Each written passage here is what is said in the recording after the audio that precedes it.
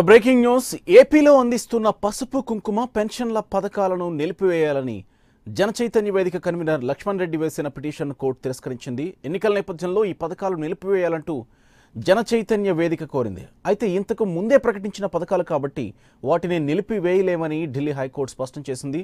ఈ పథకాలు ఎన్నికల కోడ్ పరిధిలోకి రావని తేల్చి చెప్పింది. లబ్ధిదారుల ఖాతాల్లో నగదు జమ కోడ్ ఉల్లంఘన పరిధిలోకి రాదని కోర్టు చెప్పింది.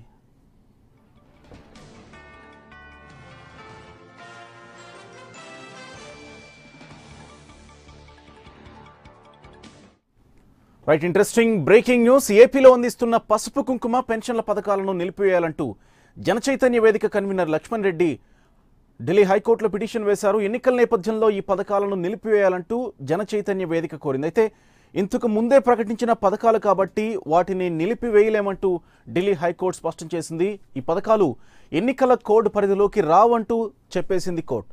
లబ్ధిదారుల ఖాతాల్లో నగదు జమ కోడ్ ఉల్లంఘన పరిధిలోకి రాదని కోర్టు చెప్పేసింది. పూర్తి సమాచారం అందిస్తారు మా ప్రతినిధి మదర్ ఢిల్లీ నుంచి. మదర్, ఈ పిటిషనర్ తరపున ఎలాంటి వాదనలు వినిపించారో హైకోర్టు మొత్తంగా క్లియర్గా ఏం చెప్పింది అసలు?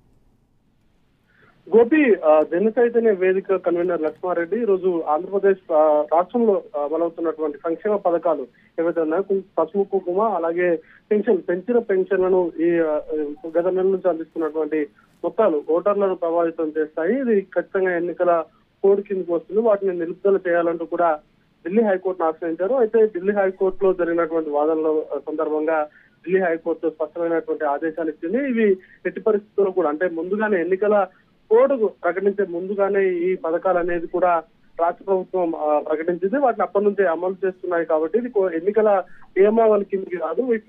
వీటి వల్ల ఓటర్లు ప్రభావితం అవుతారు అంటూ చేస్తున్నటువంటి వాదనలో అసలు లేదు అనేటువంటి అంశాన్ని వెల్లడిస్తూ ఈ కేసు కూడా కొట్టివేసినటువంటి పరిస్థితి. ఈ నేపథ్యంలో లక్ష్మారెడ్డి జనచైతన్య వేదికకు ఒక షాక్ తగ్గిందని చెప్పుకోవాలి. ఎందుకంటే ముందుగానే రాష్ట్ర ప్రభుత్వం 2-3 నెలల నుంచి వీటికి సంబంధించినటువంటి పథకాలను ప్రకటించారు. వాటికి సంబంధించినటువంటి నగదు అనేది కూడా బ్యాంకుల్లో ఎప్పటి నుంచో జమ అవుతున్నటువంటి పరిస్థితి.